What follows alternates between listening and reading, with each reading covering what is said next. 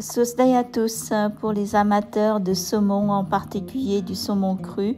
Cette vidéo est peut-être pour vous. Je ne prétends pas être une experte de la cuisine japonaise, mais l'autre jour j'ai vu des beaux morceaux de saumon, ça m'a tellement envie de les manger en sashimi. Du coup, j'ai préparé moi-même. Pour la découpe, il faut absolument un couteau bien aiguisé, sinon vous risquez vraiment de faire des morceaux pas très beaux à voir.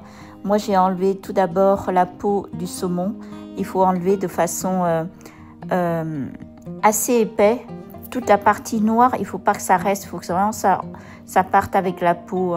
Après avoir enlevé la peau du saumon, j'ai palpé la chair du saumon pour enlever tous les arrêts qui constituent le morceau. Les arrêts des saumons sont énormes, donc quand vous palpez, vous le sentez qu'il y a un arrêt. Avec une pince, vous pouvez enlever facilement. Ensuite, je fais des tranches qui fait à peu près en longueur de 3 cm.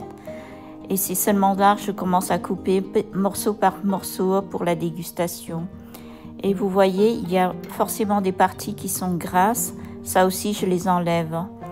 Donc pour ceux qui aiment les tranches pas trop épaisses, pas trop fines, un peu comme moi, voilà comment je le fais. Voilà la partie grasse, je les enlève. C'est pas facile la découpe, je dirais, quand on n'a pas l'habitude de le faire, de tenir un couteau.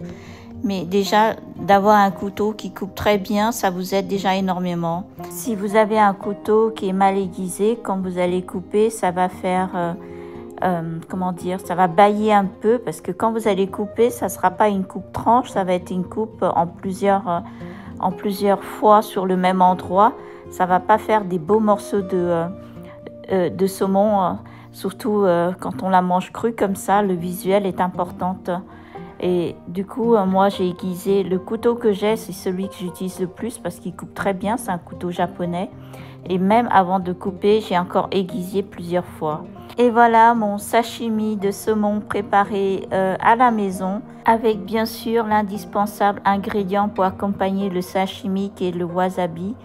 Vous pouvez en trouver partout, de toute façon les wasabi ça se vend même dans les grandes surfaces. Quant à la sauce, moi j'aime beaucoup la sauce de soja sucrée, même si je sais que le sashimi, il y en a plein qui préfèrent avec la sauce de soja salée. Moi j'ai une préférence pour la sucrée. Et bien sûr, j'ai mis énormément ici de wasabi, ça monte un peu au nez. Mais j'adore le wasabi, donc j'en mets toujours une dose importante.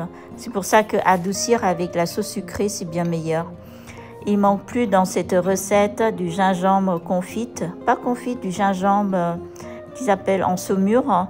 Vous pouvez en trouver également dans les stores japonais, les gingembres. Si vous voulez faire un dîner de sashimi de poisson, et bien avec le gingembre en saumure qui sont vendus dans des boîtes ou dans des bocaux, c'est pas mal non plus. Et voilà, pour ceux qui aiment les sashimi de poisson, il ne faut pas hésiter à le faire soi-même à la maison parce que c'est vrai qu'au restaurant, les prix sont vraiment pas donnés dans tout ce qui est saumon, tout ce qui est thon. Souvent, si on trouve dans les supermarchés ou dans le marché des poissons frais qui sont déjà coupés en filets, on peut le préparer soi-même et ça nous coûte bien moins cher que dans les restaurants.